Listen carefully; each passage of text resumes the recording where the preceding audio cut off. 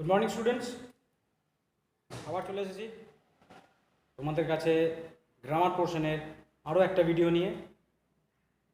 Grammar পোর্শনে যে ভিডিওটা নিয়ে আজকে আলোচনা করতে যাচ্ছি বা যে টপিকটা নিয়ে আলোচনা করতে যাচ্ছি সেটা আমাদের ইংরেজি ল্যাঙ্গুয়েজের ক্ষেত্রে সবচাইতে বেশি ইম্পর্ট্যান্ট একটা portion, the most important portion, and that is the verb. ইংরেজি সেন্টেন্স স্ট্রাকচারের বা বাক্য গঠন করার সবচাইতে বেশি প্রয়োজন যে অংশটার সেটা হচ্ছে ভার্ব। তার কারণ ইংরেজিতেই হোক চাই অন্য কোনো ভাষায় হোক, যে কোনো ক্ষেত্রেই যদি তোমাকে একটা বাক্য গঠন করতে বলা হয় বা তুমি যদি একটা বাক্য গঠন করতে চাও, তাহলে সেক্ষেত্রে তোমার বাক্যের মধ্যে আর কোনো শব্দ ব্যবহৃত হোক চাই না হোক, একটা শব্দ অবশ্যই ব্যবহার করতে হবে, সেটা হচ্ছে ভার্ব। আর সেই জন্যই আমার কাছে বা আমার হিসাবে ইংরাজি গ্রামার পোর্শনের সবচাইতে ইম্পর্ট্যান্ট পোর্শন হিসাবে ভার্বকে আমি চিহ্নিত করি। তো টেন্স, পার্টস অফ স্পিচের অন্যান্য parts of speech, voice change, narration change, transformation of sentences বা ইত্যাদি আরও যে পোর্শনগুলো আছে সেগুলো যে যার জায়গায় যথেষ্ট গুরুত্বপূর্ণ, কিন্তু সেই সমস্ত কাজকে যদি ঠিকঠাকভাবে করতে হয় তাহলে সেক্ষেত্রে ভার্বের প্রয়োজনীয়তা অনস্বীকার্য, এবং সেটা নিশ্চয়ই আমরা সবাই জানি। তো সুতরাং আজকের যে ভিডিওটা, সেই ভিডিওটা হচ্ছে আমাদের সেই টপিকটাকে নিয়ে যেটা আমাদের ইংলিশের একেবারে সেন্টারের মধ্যে দাঁড়িয়ে আছে, যার সঙ্গে বাদবাকি যে কোনো সেকশনের একটা কানেকশন খুঁজে পাওয়া সবসময় সম্ভব, এবং সেই পোর্শনটার নামই হচ্ছে ভার্ব। তো আজকের যে ভিডিও, সেই ভিডিও শুরু করার আগেই আমি তোমাদেরকে একটা ফ্রি ডায়াগ্রাম দেখাতে চাই। তোমরা নিশ্চয়ই দেখতে পাচ্ছ ফ্রি ডায়াগ্রামটা। পরিষ্কার আছে কিনা আমি জানি না, আমি চেষ্টা করতেছি যতটা পরিষ্কার করা সম্ভব ততটা পরিষ্কার করার।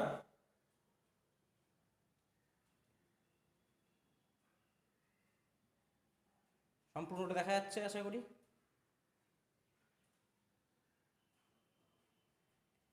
এই যে অংশটা, এই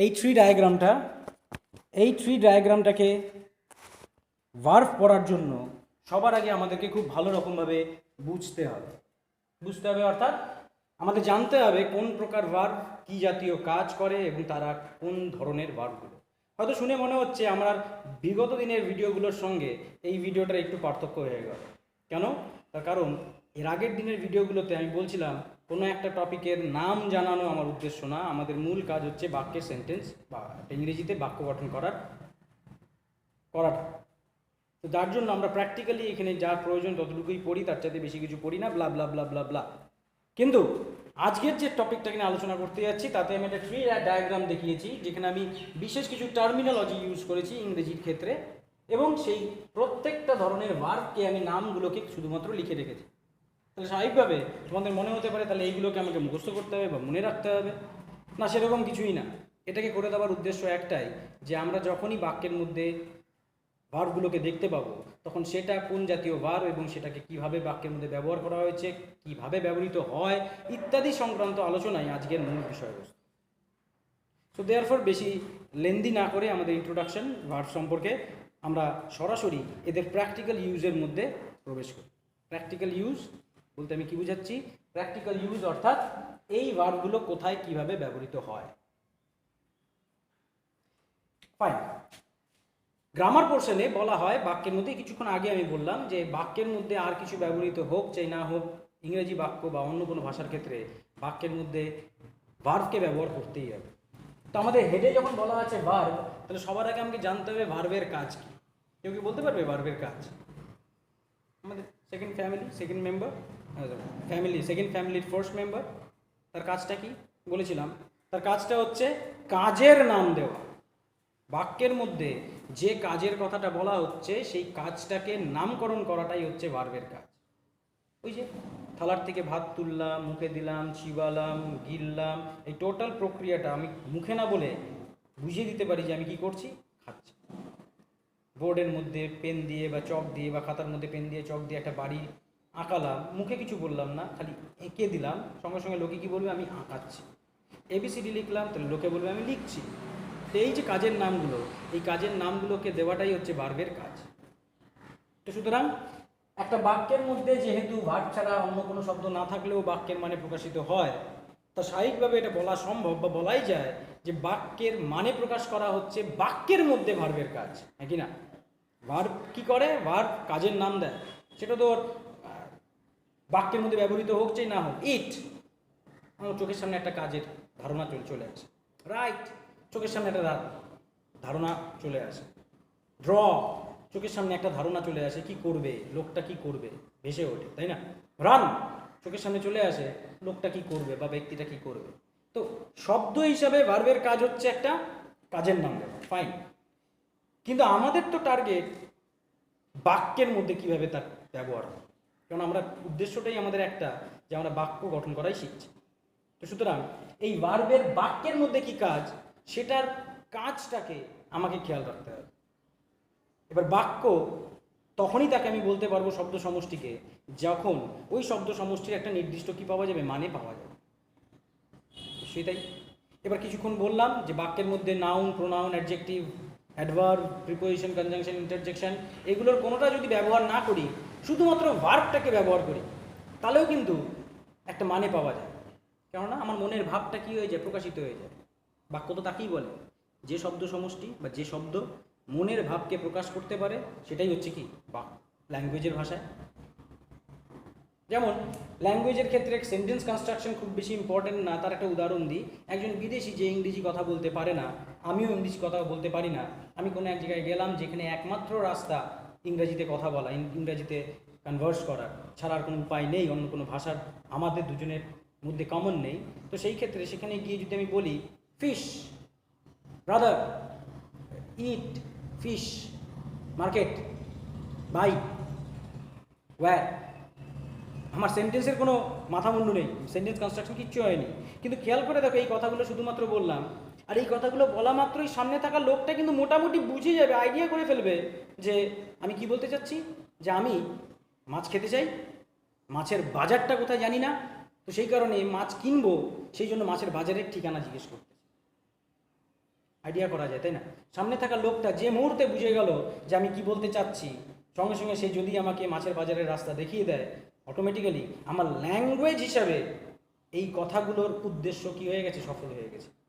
সেটা বাক্য না, সেটাকে আমি সেন্টেন্স ফ্রেম করে গ্রামাটিক্যালি কারেক্টও বলতে পারবো না, কিন্তু it is successful as a language. কেন? কারণ বাক্যের উদ্দেশ্য মনের ভাবকে প্রকাশ করা, ল্যাঙ্গুয়েজের উদ্দেশ্য মনের ভাবকে প্রকাশ করা, আর আমার কথাগুলো মনের ভাবকে প্রকাশ করে দিয়েছে। তো এতগুলো শব্দ মিলে আমার মনের ভাব প্রকাশ করতে পারে। আবার আমি তোমাদের দিকে তাকিয়ে বলতে পারি দাঁড়াও,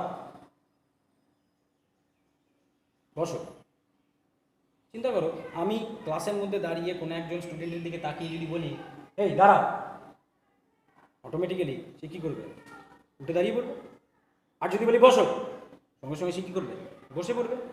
ওয়্যারঅ্যাজ ওই কথাটার মধ্যে আমি না কোনো নাম উল্লেখ করেছি, না কোনো প্রিপোজিশন লাগিয়েছি, না কোনো ইন্টারজেকশন, না কোনো অ্যাডজেক্টিভ, না কোনো প্রোনাউন, কিচ্ছু লাগাইনি, আমি শুধু বলছি দাঁড়াও। আর দাঁড়াও কি, তো স্ট্যান্ড আপ, স্ট্যান্ড, সেট, এই যে শব্দ দুটো, এই শব্দটা একটা বাক্যের মধ্যে একবার মানে প্রকাশ করলো, আমি তাকে দাঁড়াতে বলছি, আরেকবার মানে প্রকাশ করতেছে, আমি তাকে বসতে বলছি। তো শুধুমাত্র এই ভার্বটাকে ব্যবহার করলে পারি আমার মনের ভাব কী হয়ে যায়, প্রকাশ পেয়ে যায়। আর প্রকাশ পেয়ে যাওয়ার কারণে সেটাকে আমি কি বলতেই পারি, সেন্টেন্স বলতে পারি।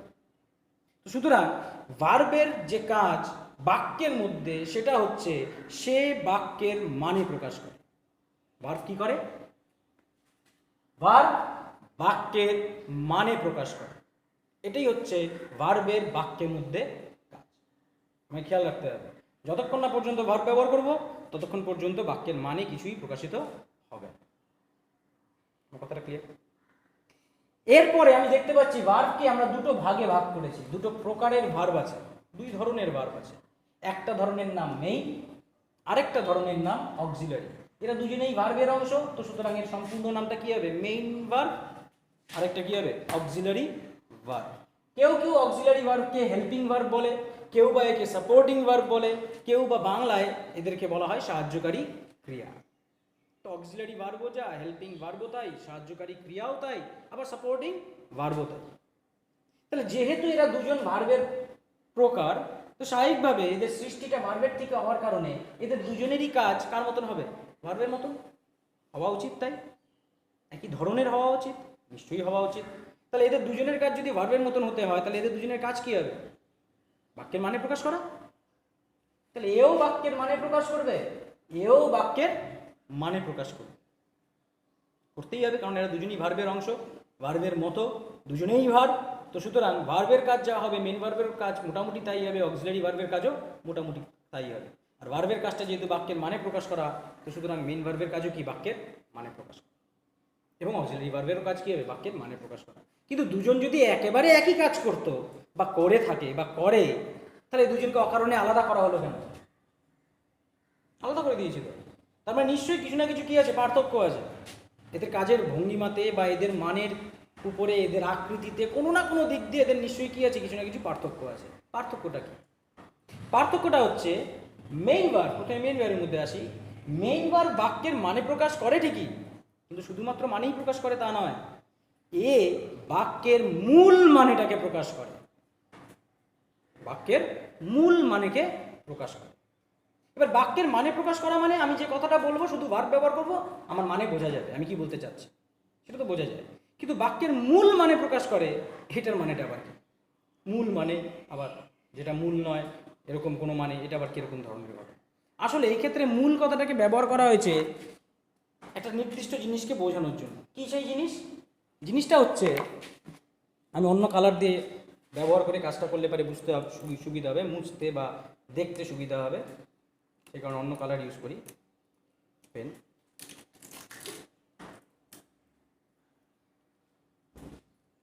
মূল মানে কথাটার মানে হচ্ছে, আমি যখন বাক্যের মধ্যে বলবো আই অ্যাম ইটিং রাইস, দেখা যাচ্ছে? হ্যাঁ, মোটামুটি দেখা যাচ্ছে। আই এম ইটিং রাইস, এই বাক্যটার বাংলা মানেটা কি? আমি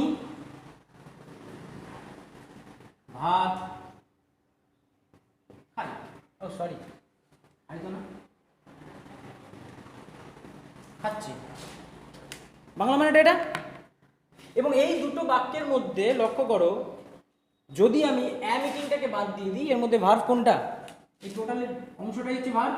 আসলে ভার্ব না, এটা ভার্বাল গ্রুপ বলা হয়, কিন্তু একটা শব্দ, ভার্ব একটা শব্দ, কিন্তু এখানে তার একটা শব্দ দিয়ে ভার্ব তৈরি হয়নি, এখানে একটা দুটো বা তিনটে শব্দ মিলে কি তৈরি করেছে? ভার্বের অংশটাকে তৈরি করেছে। একে ইংরেজি গ্রামারের ভাষায় বা ফোনেটিক্সের ভাষায় ভার্বাল গ্রুপ বলা হয়। তো যাই হোক, সেটা নিয়ে আমাদের অত মাথা ব্যথা নেই, আমরা এটাকে ভার্ব বলেই চিহ্নিত করতেছি এই অংশটাকে, যেটা দিয়ে কাজের কথাটাকে প্রকাশ করা হচ্ছে। তাহলে এই যে ভার্বের এই অংশটা, এই অংশটাকে যদি আমি বাদ দিয়ে দিই, তাহলে মাঝখানে পড়ে থাকে, বাদ বাকি পড়ে থাকে আই আর রাইস। তার মানেটা হয় আই হচ্ছে আমি, রাইস হচ্ছে ভাত, কোনো কানেকশন থাকে না। কিন্তু যেই বললাম আই অ্যাম ইটিং রাইস, সঙ্গে সঙ্গে তার একটা কানেকশন পাওয়া গেল যে আমি ভাত খাচ্ছি। ভাতের উপরে আমি কি কাজ করছি? ভাতের সাথে আমার কি সম্পর্ক? যে ভাত নামক জিনিসটাকে আমি খাচ্ছি এই মুহূর্তে, এখন এই মুহূর্তে খাচ্ছি। তো সুতরাং এই বাক্যটার থেকে প্রকাশ্য বোঝা যাচ্ছে যে এটা না থাকলে পরে এই সেন্টেন্সটার কি পাওয়া যেত না? মিনিং পাওয়া যেত না। অর্থাৎ এই অংশটা এই সেন্টেন্সের মিনিংটাকে কি করতেছে? প্রকাশ করছে। তো সুতরাং ভার্ব বাক্যের মানে প্রকাশ করতে সাহায্য করে। তাহলে ভার্বের কাজ বাক্যের মানে প্রকাশ করা। এবার মেইন ভার্ব, এদের মধ্যে এই যে ভার্বের অংশ আছে, দুটো অংশ দেখতে পাচ্ছি, এই দুটোর মধ্যে কোনো একটা মেইন ভার্ব হবে। মেইন ভার্বের কাজ বাক্যের মূল মানেটাকে কি করবে? প্রকাশ করবে। মূল মানে বলতে কোনটাকে বোঝাচ্ছে? খেয়াল করবে ভালো করে, খুব সিম্পল, খুব সহজ জিনিস। সহজ জিনিস এই কারণে বলছি, কারণ এটার থেকে দেখে দেখে তুমি মেইন ভার্বটাকে খুঁজে বের করে ফেলতে পারবে। কিভাবে? এই যে অ্যাম ইটিং, এই অ্যাম ইটিং বাদ দিয়ে আই এর জন্য ব্যবহৃত হয়েছে আমি, রাইসের জন্য ব্যবহৃত হয়েছে ভাত, তার মানে অ্যাম ইটিং এর জন্য কি ব্যবহৃত হয়েছে? খাচ্ছি। তাহলে এই সম্পূর্ণ ভার্বটার জন্য বাংলাতে মানে করার সময় আমি দেখতে পাচ্ছি কোন শব্দটা ব্যবহৃত? খাচ্ছি শব্দটা ব্যবহৃত, নাকি না? কিন্তু ইংরাজিতে এখানে যেহেতু দুটো শব্দ আছে, এই দুটো শব্দ, একটার বাংলা মানে হচ্ছে হওয়া, বিভার্ব, এম হচ্ছে বিভার্ব, যার মানেটা কি? হওয়া। আরেকটা হচ্ছে ইট ভার্ব, যার মানেটা হচ্ছে কি? খাওয়া। ইট ভার্ব মানেটা কি? খাওয়া। বলছিলাম মনে করো, কোনো সময় কোনো ভার্বের কোনো ফর্মের মানে করা যাবে না। ইটিং মানে খাচ্ছি না, তাই না? ইট মানে খাওয়া। এবার কোনো একটা বাক্যে খাচ্ছি আকারে বসবে, কোনো একটা বাক্যে খেয়েছি আকারে বসবে, কোনো একটা বাক্যে খাই আকারে বসবে, সে তো টেন্সের ফর্মের উপর ডিপেন্ড করে তৈরি করবে। তাহলে আমি সবসময় মানে করব অরিজিনাল ফর্মে। আর এইটার অরিজিনাল ফর্মটা অ্যাম ভার্বের অরিজিনাল ফর্মটা কি বি, আর ইটিং এই শব্দটার অরিজিনাল ফর্মটা কি ইট, জানো নিশ্চয়ই। আর ইট ভার্বের বাংলা মানেটা হচ্ছে খাওয়া, আর বি ভার্বের বাংলা মানে হচ্ছে হওয়া। কথা ক্লিয়ার? তাহলে দুটো ভার্বের আমি দুটো আলাদা আলাদা কি পাচ্ছি, বাংলা মানে পাচ্ছি। কিন্তু বাংলায় মানেটা করার সময় আমি দেখলাম ভার্ব হিসাবে শুধুমাত্র কোন শব্দটাকে ব্যবহার করা হয়েছে, খাচ্ছি। আর এই খাচ্ছি শব্দটার সৃষ্টি কোথার থেকে হয়েছে, তার অরিজিনাল ফর্মটা কি, খাচ্ছি কথাটার অরিজিনাল ফর্ম খাচ্ছি বলো, খেয়েছি বলো, খাই বলো, খাবো বলো, খান বলো, খাচ্ছেন বলো, এই জাতীয় যে বিভিন্ন আকৃতিতে আমি বাংলাতে এই কাজের কথাটাকে ব্যাখ্যা করি, সময়টাকে ব্যাখ্যা করি, সেই শব্দগুলো কোন শব্দের থেকে সৃষ্টি হয়েছে খেয়াল করে দেখো। এই শব্দটা খাওয়া শব্দের থেকেই সৃষ্টি হয়েছে কি হয় না? মানে খাচ্ছি শব্দটার সৃষ্টি কোথার থেকে, খাওয়া থেকে, তাই না? যদি এখানে খেয়েছি লেখা থাকতো তারও সৃষ্টি কোথার থেকে হয়েছিল, খাওয়া থেকে।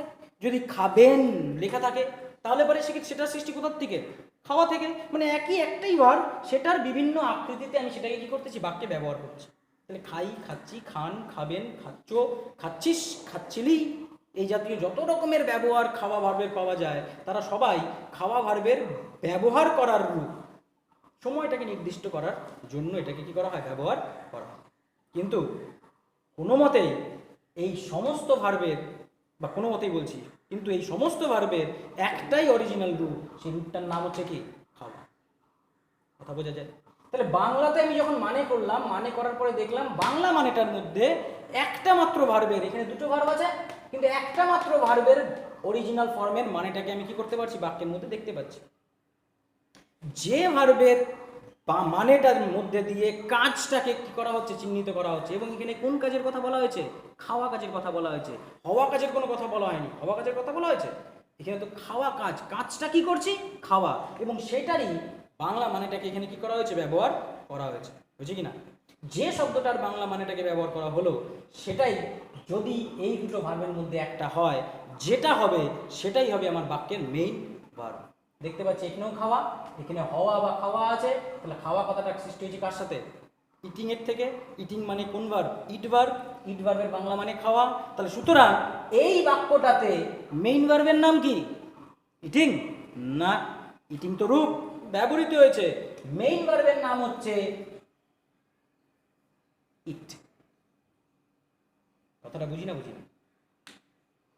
তাহলে আমাকে একটা বাক্য দেওয়া থাকবে, আরেকটা বাক্যের উদাহরণ নিই। I have eaten rice. দেখা যাচ্ছে আশা করি, I have eaten rice। সেখানে দেখতেছি have eaten, বাংলা মানে করলে পরে বাক্যটা কি হবে, আমি ভাত খেয়েছি। ফাইন। তাহলে আমির জন্য I, ভাতের জন্য রাইস, আর খেয়েছির জন্য have eaten। কিন্তু হ্যাভ কথাটার বাংলা মানে হচ্ছে, অরিজিনাল ভার্বের ফর্ম হচ্ছে হ্যাভ, আর ইটেনের অরিজিনাল ভার্ব ফর্ম হচ্ছে ইট। হ্যাভের বাংলা মানে আছে, আর ইটের বাংলা মানে খাওয়া। আমি ভাত খেয়েছি, তাহলে খেয়েছি কোন শব্দের থেকে সৃষ্ট, খাওয়া। তার মানে এখানে কোন কাজের কথা বলা হয়েছে, খাওয়া কাজের কথা বলা হয়েছে। তো সুতরাং এই খাওয়াটাই হচ্ছে আমার বাক্যের মেইন ভার্ব, আর খাওয়াকে ইংলিশে কি বলা হয়, ইট। তো সুতরাং এই বাক্যটারও মেইন ভার্বের ফর্মটা কি হবে, ইট। তো এখানে ইটেন থাকুক, চাই ইটিং থাকুক, চাই হ্যাজ বিন ইটিং থাকুক, চাই হ্যাড বিন ইটিং থাকুক, মেইন ভার্বটা কি থেকে যাচ্ছে, ইট থেকে যাচ্ছে। কথাটা বুঝি না? বুঝি, আশা করি বুঝি। তাহলে আমাকে ইংরেজিতে বাক্যটা নিতে হবে, বাংলা মানে করতে হবে, কোনে নিয়ে দেখতে হবে ভার্বের কোন, পুরো ভার্বের অংশটার জন্য বাংলাতে কোন মানেটাকে ব্যবহার করা হয়েছে, যে মানেটা ব্যবহার করা হয়েছে সেই মানেটার অরিজিনাল ফর্ম কি, আর উপরে যে ভার্বের যে গ্রুপটা আছে সেই ভার্বাল গ্রুপের মধ্যে কতগুলো ভার্বের শব্দ আছে, ভার্ব আছে, তার অরিজিনাল, প্রত্যেকটা অরিজিনাল মানে নিতে হবে। অরিজিনাল মানেগুলোর বাংলা মানে করব, অরিজিনাল বাংলা মানেগুলোর সঙ্গে নিচের ব্যবহৃত বাক্যে ব্যবহৃত বাংলা মানেটা কোনটা ম্যাচ করতেছে, যেটার সাথে ম্যাচ করবে সেই কাজটাই কি এই বাক্যে দিয়ে প্রকাশ করার কথা বলা হয়েছে কিনা, বা সাবজেক্ট যে আছে তিনি ওই কাজটাই করছেন কিনা দেখে নেব। যদি দেখি প্রতি ক্ষেত্রেই তাই একই কাজ করবে, যদি দেখি যে হ্যাঁ করছে, তো সুতরাং যেটার সাথে বাংলা মানেটা ম্যাচ করতেছে সেটাকেই আমি কি বলবো, মেইন ভার্ব। কিন্তু অরিজিনাল ফর্মটাকে দিয়েই আমি মেইন ভার্বটাকে কি করব, চিহ্নিত করব। তার প্রেজেন্ট, পাস্ট, পাস্ট পার্টিসিপল বা প্রেজেন্ট পার্টিসিপল, এই ফর্মগুলোকে দিয়ে আমি মেইন ভার্বকে চিহ্নিত করব না। তাহলে ওয়েন্ট থাকলে পারেও মেন ভার্ব গো, গো থাকলেও মেন ভার্ব গো, গান থাকলে পারেও মেন ভার্ব গো, গোয়িং থাকলে পারেও মেন ভার্ব গো, তাই না? তাহলে মেইন ভার্ব বলার সময় সর্বদা তার অরিজিনাল নেমটাকেই ব্যবহার করতে হবে। কথা আশা করি বোঝা গেছে। যদি বোঝা না দিয়ে থাকে কমেন্ট করো, জিজ্ঞেস করো, কোয়েশ্চেন করো। তুমি যত কোয়েশ্চেন করবে তোমার ধারণা তত বেশি ক্লিয়ার হবে। আমি কথা দিতে পারি, আমি যথাসম্ভব চেষ্টা করব তোমার প্রত্যেকটা কেনর উত্তর দেওয়া। কেননা কেন ছাড়া কোনো মতেই আমরা বাক্যের গঠনের সঠিক প্রসিডিয়ার বুঝে উঠতে পারবো না। আর বাক্যের গঠনের সঠিক প্রসিডিয়ার যতক্ষণ এখানে ঢুকছে ততক্ষণ পর্যন্ত আমি নিজের থেকে বাক্য ফ্রেম করতে পারবো না। শুধুমাত্র মুখস্থের উপর দাঁড়িয়ে থেকে আমাকে কী করতে হবে? বাক্য রচনা করতে হবে। রচনাও না, কারোর লিখে দেওয়া বাক্যকে লিখে আসতে হবে। আমরা কিন্তু সেই কাজ করছি। চলে আসছি আমাদের সেকেন্ড পার্ট, সেকেন্ড ভার্ব, যেটা হচ্ছে অক্সিলারি ভার্ব। তো সুতরাং মেইন ভার্ব বাক্যের মানে প্রকাশ করে ঠিকই, কিন্তু শুধুমাত্র মানে প্রকাশ করে তাই না, এ বাক্যের মূল মানেটাকে প্রকাশ করে। এই যে মানেটা, এটাকে বলা হচ্ছে বাক্যের মূল মানে। নাম দেওয়া হয়েছে জাস্ট একটা। তো একটা মূল মানে বলতে এই ঘটনাটাকেই বোঝানো হচ্ছে। আশা করি বোঝা গেছে। কিন্তু এবার চলে আসছে অক্সিলারি ভার্ব। মেইন ভার্ব তো মূল মানে প্রকাশ করলো, তাহলে অক্সিলারি ভার্ব কি হবে? তার মানেটা কি মূল হবে না? তাহলে তার কাজটা কি? তার কাজ হচ্ছে অক্সিলারি ভার্ব বাক্যে যখনই বসবে ও সর্বদা মেইন ভার্বে আকারকে পাল্টে বাক্যের মানেটাকে পরিবর্তিত করবে। মেইন ভার্বের আকার পাল্টানো মানেই বাক্যের মূল মানে পাল্টে যাওয়া, আর বাক্যের মূল মানে পাল্টে গেলে পারি বাক্যের সম্পূর্ণ বাক্যেরও মানে কি হয়ে যাবে? পাল্টে যাবে। তাহলে অক্সিলারি ভার্ব ডাইরেক্ট মানে প্রকাশ করতে পারে না। ভার্বের অংশ, ভার্বের কাজ মানে প্রকাশ করা, কিন্তু অক্সিলারি ভার্ব ডাইরেক্ট মানে প্রকাশ করবে না। মেইন ভার্ব যেরকম ডাইরেক্ট প্রকাশ করছে মানে, অক্সিলারি ভার্ব তা পারবে না, কোনো সম্ভব নয় ওর পক্ষে মানে প্রকাশ করা। তাহলে ও কি করবে? ও কিভাবে ভার্বের অংশ হলো? ওর কাজ হচ্ছে ও মেইন ভার্ব যেটা থাকবে বাক্যের, ও সেই মেইন ভার্বের আকৃতিটাকে পাল্টে দেবে। দেখো পাল্টে গেছে। ইটিং ছিল, সামনে কি হয়েছিল? অ্যাম। যেই তুমি অ্যামকে পাল্টে হ্যাভ করছো, সঙ্গে সঙ্গে ইটিং আইএনজি প্রেজেন্ট পার্টিসিপল আকারটা কিসে পাল্টে গেছে? পাস্ট পার্টিসিপল আকারে পাল্টে গেছে। পাল্টেছে কেন? পাল্টে গেছে। তাহলে অক্সিলারি ভার্বের কাজ হচ্ছে মেইন ভার্বের আকার পাল্টে বাক্যের মানেটাকে পাল্টে দেওয়া। যতক্ষণ ভার্বের আকারে, মেইন ভার্বের আকারে এইটা ছিল, প্রেজেন্ট পার্টিসিপল আকৃতি ছিল, অক্সিলারি হিসেবে অ্যাম ব্যবহৃত ছিল, বি ভার্ব ব্যবহৃত ছিল, বাক্যের মানে ছিল আমি ভাত খাচ্ছি। যেই অক্সিলারি পাল্টালাম, মেইন ভার্বের আকার পাল্টালো, সঙ্গে সঙ্গে বাক্যের মানেও কি হয়ে যায়? চেঞ্জ হয়ে যায়। এবং মানেটা কি দাঁড়ায়? আমি ভাত খেয়েছি, খাওয়া হয়ে গেছে, আর এটা খাচ্ছি, এখন খাচ্ছি, মানে পাল্টে গেছে। তাহলে অক্সিলারি ভার্ব একা একা বাক্যের মানে কখনোই প্রকাশ করতে পারবে না, কিন্তু বাক্যের মানেটাকে পরিবর্তন করতে অক্সিলারি ভার্বের একটা বিশেষ গুরুত্ব আছে, ভূমিকা আছে। ভূমিকাটা কি? অক্সিলারি ভার্ব মেইন ভার্বের আকৃতিটাকে কি করে দেবে? পাল্টে দেবে। আর যেই আকৃতি পাল্টাবে বাক্যের মানেও পাল্টে যাবে। আর বাক্যের মানে পাল্টানো মানে বাক্যের একটা কি সৃষ্টি করা? নতুন মানে তৈরি করা। তাহলে অক্সিলারি ভার্ব ডাইরেক্ট মানে যদি তৈরি করতে নাও পারে, প্রকাশ করতে নাও পারে, সে কিন্তু পরোক্ষভাবে নতুন একটা মানে সৃষ্টি করতে সাহায্য করছে। তাহলে ঘুরিয়ে কোনো একটা অংশের দিক দিয়ে কিছু না কিছু অবদান অক্সিলারি ভার্বের আছে কি করার জন্য? বাক্যের মানেটাকে প্রকাশ করার জন্য। বাক্যের একটা নতুন মানে সৃষ্টি হলো, কার জন্য হলো? অক্সিলারি ভার্বটা চেঞ্জ করলাম বলি না বাক্যের নতুন মানেটা সৃষ্টি হলো। অক্সিলারি ভার্ব চেঞ্জ করছি তো মেইন ভার্বের আকৃতি পাল্টেছে, তো স্বাভাবিকভাবে বাক্যের মানেও কি হয়ে গেছে? চেঞ্জ হয়ে গেছে। তাহলে কিছু না কিছু অবদান অক্সিলারি ভার্বের তো আছে বাক্যের মানেটাকে তৈরি করার জন্য। সেই যে অবদানটা, সেটা কি বলা হচ্ছে? অক্সিলারি ভার্বের কাজ। তাহলে সে ডাইরেক্ট প্রত্যক্ষভাবে বাক্যের মানে তৈরি করতে পারে না, কিন্তু বা প্রকাশ করতে পারে না, কিন্তু সে পরোক্ষভাবে ভার্বের বাক্যের মানেটাকে প্রকাশ করতে বা নতুন একটা মানে সৃষ্টি করতে সাহায্য করতে পারে। সেই কারণে মেইন ভার্ব আর অক্সিলারি ভার্বকে দুটো ভাগে ভাগ করা হয়েছে। কার অংশ হিসাবে? ভার্বের অংশ হিসাবে। শুধুমাত্র ভার্বের অংশ হিসাবে আমরা দুটো অংশ দেখতে পাই, একটা মেইন ভার্ব আর একটা অক্সিলারি ভার্ব। তাহলে মেইন ভার্বের কাজ মূল মানে প্রকাশ করা, অক্সিলারি ভার্বের কাজ মেইন ভার্বের আকার পাল্টে বাক্যের মানেটাকে পরিবর্তন। তাহলে এই যে দুটো কাজ, দুটো কাজের থেকে আমরা কি বলে ওটাকে সিনথেসিস করতে পারি, সিনথেসাইজ করতে পারি। কি সিনথেসাইজ করতে পারি? কি আমরা কনক্লুশনে আসতে পারি যে তার মানে একটা বাক্যের মধ্যে মেইন ভার্ব একা একা বসতে পারে, ও তো একাই মানে প্রকাশ করে, ও একা বসে। কিন্তু একটা অক্সিলারি ভার্ব বাক্যে কখনোই একা একা বসতে পারবে না। পারবে? কেন পারবে না? কারণ ওর কাজ কাজ তো মেইন ভার্বের আকার পাল্টে বাক্যের মানে পরিবর্তন করা, হ্যাঁ কি না? আর যদি মেইন ভার্বের আকার পাল্টে বাক্যের মানে পরিবর্তন করতে হয় তাহলে বাক্যের মধ্যে একটা মেইন ভার্বে থাকতে হবে, তাহলেই ও ওই মেইন ভার্বের আকার পাল্টাতে পারে। সুতরাং অক্সিলারি ভার্ব বাক্যে একা একা বসতে পারে না, তার বাক্যে বসার জন্য একটা কাকে দরকার? মেইন ভার্বকে। বুঝি না বুঝি, কিন্তু একটা বাক্যের মধ্যে মেইন ভার্ব একা বসতে পারে। উদাহরণ মানে জানো? জানি আমরা প্রেজেন্ট ইনডেফিনিট টেন্স আর present past indefinite tense. I eat rice, eat খাই, একটাই ভাত বসে আছে, তো that is the main verb. I ate rice, আমি ভাত খেয়েছিলাম বা খেতাম, একটাই ভার্ব বসে আছে, এট মানে ইট ভার্ব, তাহলে এই বাক্যের মেইন ভার্ব কি? ইট। তো সুতরাং মেইন ভার্ব। কিন্তু এমন কোনো বাক্য দেখাতে পারবে না যে বাক্যের মধ্যে অক্সিলারি ভার্ব একা একা বাক্যের মধ্যে কি করে থাকবে? বসে থাকবে। আশা করি কথাটা বুঝাতে পারলাম। যদি না বুঝতে পারি, বুঝে থাকো তাহলে পরে অবশ্যই কমেন্ট করো। তাহলে ভার্বের থেকে আমরা দুটো অংশ পেলাম, একটা মেইন আর একটা auxiliary.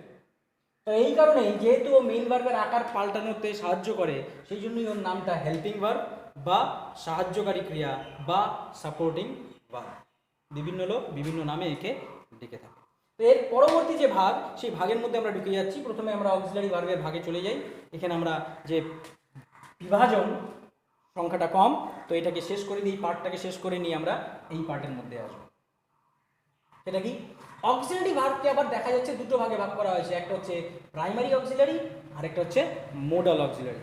Primary auxiliary verb, modal auxiliary verb.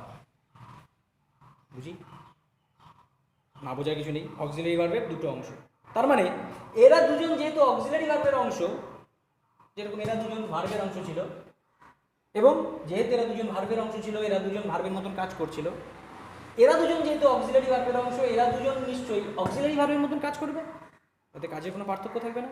কি কাজ? এরা দুজন যখনই বাক্যে বসবে তখনই এরা একটা মেইন ভার্বের সাথে বসবে, আর বাক্যের মধ্যে এদেরকে যেই চেঞ্জ করব, সঙ্গে সঙ্গে মেইন ভার্বের আকৃতি চেঞ্জ হয়ে বাক্যের মানে কি হয়ে যাবে? পরিবর্তিত হয়ে যাবে। তাহলে কাজ তো একই থেকে গেল, কার মতো?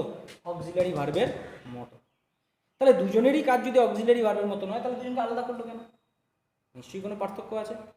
পার্থক্যটা কোনো একটা বেসিসে হবে, হয়তো তাদের কাজ করার ভঙ্গিমার পার্থক্য হবে, নাহলে পরে তাদের মানের পার্থক্য হবে, বা তাদের আকৃতির পার্থক্য হবে। Something, there should be something different. What is the difference? ডিফারেন্সটা হচ্ছে এই বাক্যের মধ্যে বা এই অক্সিলারি ভার্বের প্রাইমারি অক্সিলারিগুলো, দেখো নিচে লেখা আছে বি, ডু আর হ্যাভ। মানেটা কি বোঝাতে চাইছি? মানেটা হচ্ছে পৃথিবীতে প্রাইমারি অক্সিলারি হিসেবে শুধুমাত্র তিনটি ভার্বের ব্যবহার হয়, একটা হচ্ছে বি ভার্ব, একটা ডু ভার্ব আর একটা হ্যাভ ভার্ব। প্রাইমারি অক্সিলারি হিসেবে পৃথিবীতে শুধু তিনটি ভার্বের ব্যবহার হয়, একটা বি ভার্ব, একটা ডু ভার্ব, একটা হ্যাভ ভার্ব। কিন্তু কথাটাকে ভুল রকমভাবে ইন্টারপ্রেট করবে না। কি ভুল ইন্টারপ্রিটেশনটা কখন ভুল হয়ে যাবে? যদি বলো বি, ডু আর হ্যাভ ভার্ব এরা তিনজন প্রাইমারি অক্সিলারি, মানে এই তিনজন শুধুমাত্র প্রাইমারি অক্সিলারি হিসেবেই বাক্যে বসতে পারে, এই কথাটা একেবারে ভুল কথা। না, কথাটা কোনটা সঠিক? প্রাইমারি অক্সিলারি হিসাবে পৃথিবীতে শুধুমাত্র তিনটি ভার্ব আছে, একটা বি, একটা ডু আর একটা হ্যাভ। কিন্তু এর মানে এই না যে এই তিনজন শুধুমাত্র প্রাইমারি অক্সিলারির মতন বাক্যে কাজ করতে পারে, না। মানে এটা এরা তিনজন বাক্যে প্রাইমারি অক্সিলারির মতনও কাজ করবে, আবার কোনো কোনো বাক্যের মধ্যে মেইন ভার্ব হিসেবেও কাজ করতে পারে, বা অন্য কোনো ভার্বের আকার হিসেবেও কাজ করতে পারে। কিন্তু প্রাইমারি অক্সিলারি যদি হিসাবে কাজ করতে হয়, তাহলে পরে এই তিনজন ছাড়া কোনো গতি নেই, অন্য কোনো ভার্ব পাবে না যারা প্রাইমারি অক্সিলারির মতন কাজ করতে পারে। কথাটা বোঝা গেছে? কি এই পার্থক্যটা, এদের দুজনের মধ্যে পার্থক্যটা কি?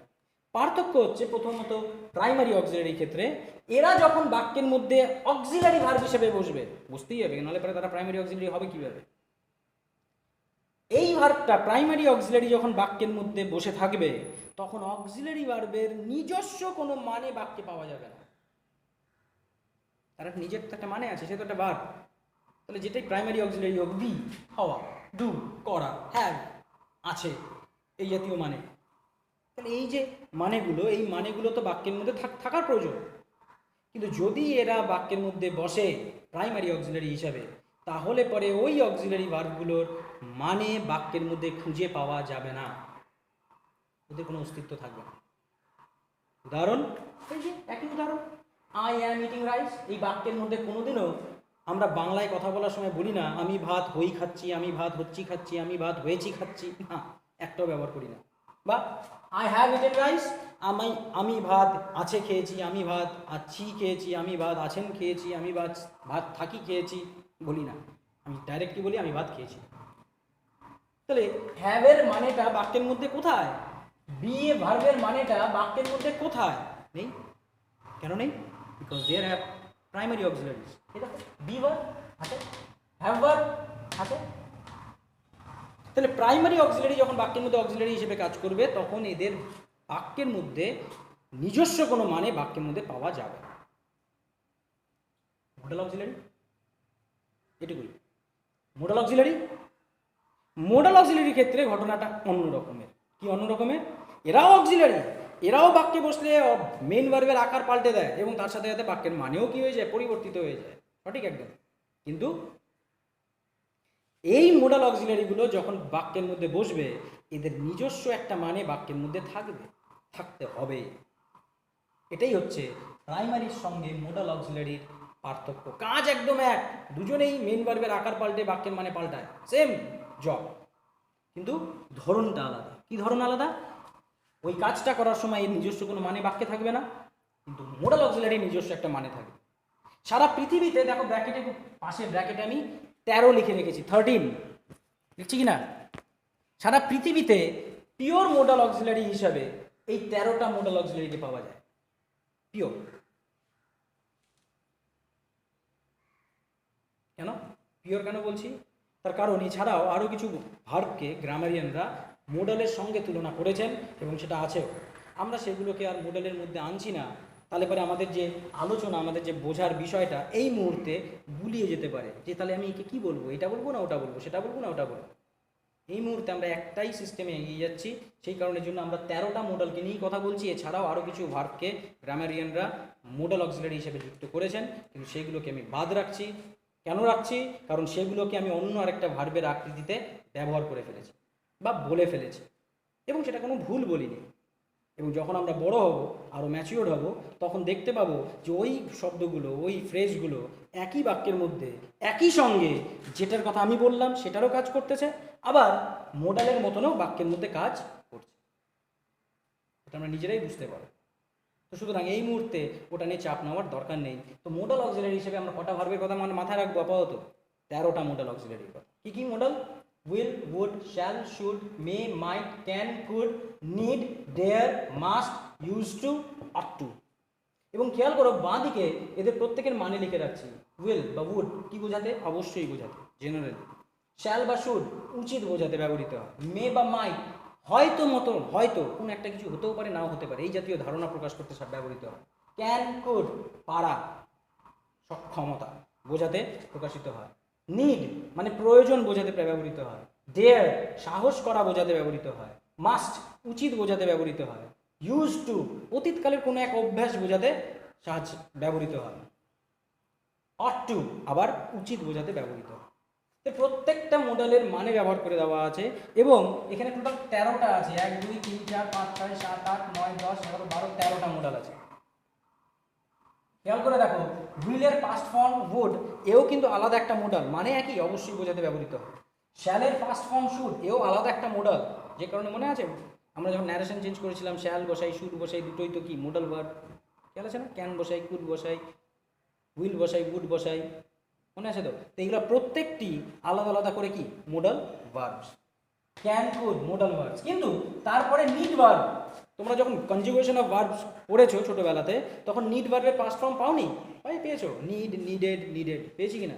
কিন্তু সেই ক্ষেত্রে ওই যে নিডেড ফর্মটা, ওটা কিন্তু কোনো মতেই মোডাল ভার্ব না, এই জন্য পাশে একটা ক্রস চিহ্ন দেওয়া আছে, ঠিক আছে? শুধুমাত্র প্রেজেন্ট ফর্ম নিড, সেটাই হচ্ছে তার কি modal form.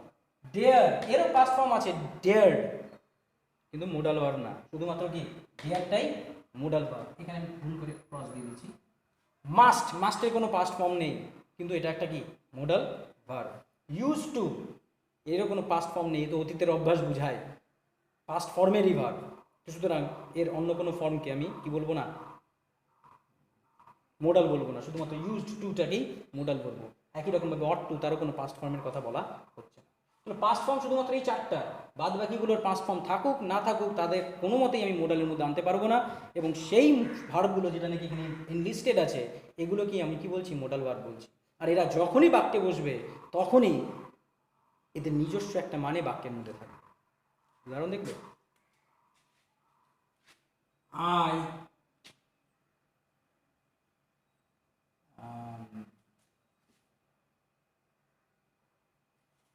can do the work.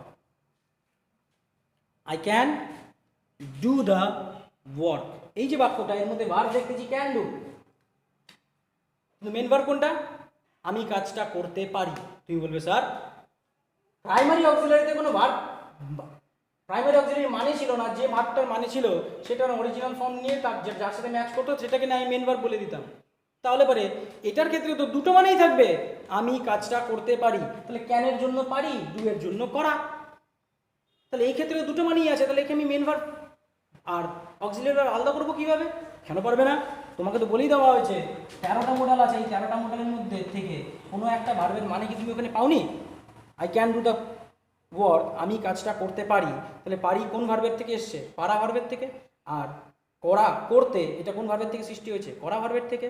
পারাটা তো অলরেডি তোমার কার অন্তর্গত? মোডাল। আর মোডাল মানেই সেটা আমার কি? বাক্যের অক্সিলারি। তার মানে যেটা পড়ে থাকলো সেটা আমার কি? Main verb. এবং এই কাজের মধ্যে, এই বাক্যটার মধ্যে কিসের কথা বলা হয়েছে? কাজটা পারার কথা না কাজটা করার কথা বলা হয়েছে?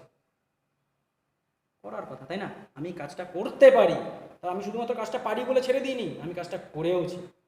করতে পারি যখন বলি, কথাটা বুঝি না? তো সুতরাং এই বাক্যটার মধ্যে থেকে যদি আমি দেখি মোডাল ভার্বের মানে আছে, তাহলে এই 13টার মধ্যে কোনো একটা মানে ওই বাক্যের মধ্যে ব্যবহৃত হবে, সেটাকে মোডাল বলে চিহ্নিত করব। আর বাদ বাকি যে ভার্বটা থাকবে সেটাই আমার কি হয়ে যাবে? মেইন ভার্ব হয়ে যাবে। বোঝা গেছে আশা করি? যদি না বোঝা যায় আবার বললাম কমেন্টস দিতে, কারণ আমি বুঝতে পারছি না আমার কথাগুলো আমি সবাইকে বুঝাতে পারছি নাকি পারছি না। অনেকে বুঝে যাবে, অনেকে বুঝে উঠতে পারবে না। যতক্ষণ না বুঝবো ততক্ষণ ছাড়বো না। কিপ কোয়েশ্চেনিং দ্য ওয়াই, কেন। I'll try my level best to answer all your queries. তো এই গেল আমার মেইন ভার্ব, তারপরে আসলাম অক্সিলারি, তারপরে আসলাম অক্সিলারি দুটো ভাগ, একটা প্রাইমারি অক্সিলারি, একটা মোডাল অক্সিলারি। প্রাইমারি অক্সিলারির ক্ষেত্রে বাক্যেদের নিজস্ব মানে থাকবে না, আর মোডাল অক্সিলারির ক্ষেত্রে বাক্যেদের নিজস্ব মানে থাকবে। এই হচ্ছে পার্থক্য। চলে যাচ্ছি, যেহেতু অক্সিলারি ভার্বের অংশটা আমাদের কমপ্লিট শেষ হয়ে গেছে, তো আমরা এবার আমাদের উদাহরণগুলোকে মুছে দিচ্ছি এবং আমরা চলে যাচ্ছি আমাদের পরের ভাগের আলোচনায়, যে আলোচনাটা কাকে নিয়ে?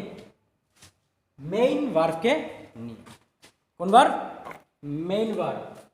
মেইন ভার্বের এবার আমি কি দেখতে পাচ্ছি? বিভিন্ন ভাগ দেখতে পাচ্ছি।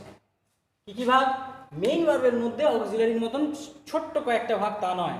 প্রথমত মেইন ভার্বকে দুটো ভাগে ভাগ করা হয়েছে, একটা ফাইনাইট আর একটা ইনফাইনাইট বা নন ফাইনাইট, যে নামেই তুমি ডাকো না কেন, দুটোই এক। তাহলে মেইন ভার্বের যেহেতু এরা দুজন ভাগ, তাহলে এদের দুজনেরও কাজ কার মতন হবে? মেইন ভার্বের মতন। আর মেইন ভার্বের কাজ কি? বাক্যের মূল মানে প্রকাশ করা। তো সুতরাং ফাইনাইট ভার্ব আর ইনফাইনাইট ভার্ব এরা দুজনেই বাক্যের কি প্রকাশ করবে? মূল মানেটাকে প্রকাশ করবে। করবে কি করবে না? করবে, কারণ এরা দুজনেই ফাইনাইট ভার্বের অংশ। কিন্তু যদি একই কাজ করতো বা একই রকমের ভার্ব হতো, তাহলে আলাদা করলো কেন? একই কথা, নিশ্চয়ই কিছু পার্থক্য আছে। আমরা এখনই এর পার্থক্যটাকে খুঁজে বের করি। কিন্তু সেটাকে খুঁজে বের করার আগে তোমরা কি আমাকে একটা কথা বলতে পারবে, যে এইটুকু যে আলোচনা আমরা করলাম, main verb, main, auxiliary, primary আর মোডাল, এইটুকু আলোচনার মধ্যে এমন কোনো ধারণা তোমার মনের মধ্যে কনফিউশন দানা বাঁধছে বা এমন কোনো ডাউট দানা বাঁধছে, যে ডাউটটার কারণ আমি? কেন? কারণ কিছুক্ষণ আগে আমি যে কথাটা বলছিলাম সেই কথাটা সম্পূর্ণ সঠিক কথা বলি। ওই যে সেই পৃথিবীর আকৃতির মতো গোল, অভিজ্ঞতাগুলো কমলা লেবুর মতো, আপেলের মতো, পৃথিবীর আকৃতি পৃথিবীর মতো। তো সেরকমই একটা কথা সম্ভবত আমার প্রত্যেকটা গ্রামার পোর্শনের ভিডিওতে তোমরা বারে বারে একটা কথা ভুল শুনে এসছো এখনো পর্যন্ত। কথাটা কি? বাক্য তৈরি করার জন্য আর কিছু লাগুক চাই না লাগুক, ভার্বকে লাগবে। অর্থাৎ ভার্ব ছাড়া বাক্য গঠন করা যায় না। এই কথাটাকে কি সম্পূর্ণ সঠিক বলা যায়? তা তো বলা যায় না। কেন? কারণ ভার্ব শুধুমাত্র বলা মানে সেটা মেইন ভার্ব হতে পারে, অক্সিলারি ভার্ব হতে পারে। মেইন ভার্ব দিয়ে বাক্য গঠন করা যায়, শুধুমাত্র মেইন ভার্ব বসাই দিলাম বাক্য গঠন হয়ে যাবে। কিন্তু শুধুমাত্র অক্সিলারি ভার্ব বসালে কি বাক্য গঠন করা যাবে? তা তো যাবে না, কারণ অক্সিলারি ভার্ব একা একা বাক্যে বসতে পারে না, ওর বসার জন্য কাকে দরকার? একটা মেইন ভার্বকে দরকার। তো সুতরাং না প্রাইমারি অক্সিলারি থাকলে পরে বাক্য গঠন করা যাবে, না মডেল অক্সিলারি থাকলে বাক্য গঠন করা যাবে, না একটা অক্সিলারি ভার্ব থাকলে বাক্য গঠন, শুধুমাত্র বাক্য গঠন করা যাবে। এদের প্রত্যেকের জন্য এই বাক্যের মধ্যে কাকে লাগবেই? মেইন ভার্বকে লাগবে। তাহলে এতদিন পর্যন্ত যে কথাটা বলে এসেছি যে বাক্য গঠন করার জন্য আর কিছু লাগুক না লাগুক ভার্বকে লাগবে, সেটা সম্পূর্ণরূপে সঠিক কথা না। হ্যাঁ, হাত খাচড়াভাবে সঠিক, মোটামুটি সঠিক, ঠিক আছে, একটা ধারণা তৈরি করার জন্য সঠিক, ফাইন। কিন্তু এখন যেহেতু আমরা ভার্ব নিয়েই আলোচনা করছি, তাহলে আমাদেরকে আরও প্রিসাইজ হতে হবে, তাই না? কি স্পেসিফিক্যালি বলতে হবে যে একটা বাক্য গঠন করার জন্য আর কিছু লাগুক চাই না লাগুক, কাকে লাগবে? মেইন ভার্বকে লাগবে, নাকি না? মেইন ভার্ব ছাড়া উপায় নেই। ভার্বের থাকা যে কথাটা বলা হয়েছিল সেটা আসলে কোন ভার্বের থাকার কথা বলা হয়েছিল? Main verb. একা মেইন ভার্ব বসে আছে, বাক্য গঠন হয়ে যাবে, ফাইন। মেইন ভার্ব একা একা করছে না, সাথে একটা কাকে নিয়েছে? অক্সিলারি ভার্ব, কিন্তু মেইন ভার্ব তো আছেই। তাহলে মেইন ভার্ব ছাড়া আমি বাক্য গঠন করতে পারবো। কথা ক্লিয়ার? চলে আসি মেইন ভার্বের দুটো ভাগে। তাহলে পার্থক্যটা কি? ফাইনাইট আর নন ফাইনাইটের মধ্যে পার্থক্যটা কি? এবার যেহেতু এরা দুজনেই মেইন ভার্বের আকার, এরা দুজনেই মূল মানে প্রকাশ করবে, বাহ, তাহলে তো আমার ঝামেলা শেষ। অর্থাৎ আমি ফাইনাইট ভার্ব ব্যবহার করলেও বাক্যের মানে প্রকাশিত হবে, ইনফাইনাইট বা নন ফাইনাইট ভার্ব ব্যবহার করলেও বাক্যের মূল মানেই প্রকাশিত হবে। মূল মানে কোনটা? যার মানেটা বাক্যের মধ্যে অলরেডি কি থাকবে? ব্যবহৃত থাকবে। মনে আছে তো? বাক্যের মধ্যে ছিল, সেটাই আমার বাক্যের কি? মূল মানে। যে কাজ করাটার কথা বলা হয়েছে বাক্যের মধ্যে, সেই কাজটা যদি বাক্যের মধ্যে ব্যবহৃত থাকে, সেটাই হবে আমার বাক্যের মেইন ভার্ব বা মূল মানে বোঝানো হচ্ছে। তাহলে এরা দুজনেই মূল মানে প্রকাশ করবে। কিন্তু পার্থক্যটা হচ্ছে ফাইনাইট ভার্ব বাক্যের মানেটাকে সম্পূর্ণ করবে। এ খালি মূল মানে প্রকাশ করবে তা না, মূল মানে তো করবেই, ও তো মেইন ভার্ব, করতেই হবে, মানে সেই কাজের কথাটাই বাক্যের মধ্যে আলোচিত থাকবে। কিন্তু শুধুমাত্র যে মূল মানে প্রকাশ করবে তা নয়, তার সাথে সাথে ফাইনাইট ভার্ব বাক্যের মানেটাকে সম্পূর্ণরূপে প্রকাশ করবে। ইনফাইনাইট বা নন ফাইনাইট এর কাজ কী হবে? ইনফাইনাইট বা নন ফাইনাইটের কাজ হচ্ছে অনেকটা অক্সিলারির মতো। এরকম ইনফাইনাইট বা নন ফাইনাইট ভার্ব ফাইনাইট ভার্বের মানেটাকে আরেকটু পরিষ্কার করবে। মানে বাক্যের মধ্যে ফাইনাইট ভার্ব একা একা বসতে পারে, পাওয়া যাবে, কিন্তু ইনফাইনাইট বা নন ফাইনাইট ভার্ব একা একা বসতে পারবে না। কেননা ও যদি একা বসে, তাহলে ও কার মানে প্রকাশ করবে? সম্পূর্ণটা কার মানে করবে? মানেটাকে আরেকটু পরিষ্কার কারটা করবে, কারণ ওর কাজই তো ফাইনাইট ভার্বের মানেটাকে কি করা? আরেকটু পরিষ্কার করা। তো সুতরাং বাক্যের মধ্যে ফাইনাইট ভার্ব একা একা বসতে পারবে ঠিকই, কিন্তু নন ফাইনাইট ভার্ব বা ইনফাইনাইট ভার্ব বাক্যের মধ্যে কখনোই একা একা ব্যবহৃত হতে পারবে। বুঝি না কথাটা আশা করি বুঝতে পারবে, তাই না? খালি একটা উদাহরণ লাগে। উদাহরণ হিসাবে আমি যদি বলি আমি মাঠে যাই, আমার কথাটা কি সম্পূর্ণ না সম্পূর্ণ? আমাকে যদি কেউ প্রশ্ন করে কিরে কোথায় যাস, আমি উত্তরে বলবো আমি মাঠে যাই, ফিনিশড, কোনো অসুবিধা নেই, আর কোনো কথা বলার দরকার নেই, এই বলে আমি চলে যেতে পারি, আমার কথার মানেও বুঝিয়ে যাবে। সম্পূর্ণ মানে কি করে দিয়েছে? প্রকাশ করে দিয়েছে। তাহলে এখানে যাই এই শব্দটা, এই ভার্বটা, গো ভার্বটা, যাওয়া ভার্বটা আমার বাক্যের কি verb? Main verb and the finite verb, কারণ ও মানেটাকে কি করে দিয়েছে? সম্পূর্ণ প্রকাশ করে দিয়েছে। কিন্তু এবার আমি বললাম আমি মাঠে খেলতে যাই। এবার মাঠে যাওয়ার তো অনেক কারণ থাকতে পারে, পাইচারি করতে গেলাম, আড্ডা মারতে গেলাম, দেখা করতে গেলাম, ঘুরতে গেলাম, খেলতে গেলাম, বসতে গেলাম, অনেক কিছু হতে পারে। কিন্তু কোন কাজটা করতে যাচ্ছি আমি মাঠের মধ্যে, সেটাও যদি আমাকে জানাতে হয়, তাহলে পরে খেলতে কথাটাকে আমি কি করতে হবে? যুক্ত করতে হবে। তাহলে এই খেলতে কথাটা মাঠে যাওয়ার উদ্দেশ্যটাকে কি করতেছে? কোয়ালিফাই করতেছে, মানে মাঠে যাওয়ার কারণটাকে কি করছে? ব্যাখ্যা করছে। তাহলে মাঠে যাওয়ার কাজটাকে আরেকটু পরিষ্কার করে বোঝাচ্ছে যে আমি কি করতে যাই, নাকি না? আমি মাঠে খেলতে যাই। এবার আমি বললাম যে না, শুধু ওটাই বলবো না, আমি মাঠে হেঁটে হেঁটে খেলতে যাই। আরে দেখো, মানেটা আরেকটু পরিষ্কার হলো। এতক্ষণ পর্যন্ত ছিল শুধু আমি মাঠে যাই, কেন যাই, কিভাবে যাই বলা ছিল না। এর পরের বাক্যটাতে বললাম আমি মাঠে খেলতে যাই, মানে আমি কেন যাচ্ছি সেটা বলে দিলাম। এর পরের বাক্যটাতে বললাম আমি মাঠে হেঁটে হেঁটে খেলতে যাই, মানে মাঠে যাচ্ছি, খেলতে যাচ্ছি, এবং এই মুহূর্তে আমি গাড়িতে করে যাচ্ছি না, বাইকে করে যাচ্ছি না, সাইকেলে করে যাচ্ছি না, রিক্সায় করে যাচ্ছি না, দৌড়ে যাচ্ছি না, কি করে যাচ্ছি? হেঁটে যাচ্ছি। তাহলে এই যাওয়ার কাজটাকে আরেকটু কি করতেছে? পরিষ্কার করছে, হেঁটে। এবং হাঁটা তো একটা ভার্ব।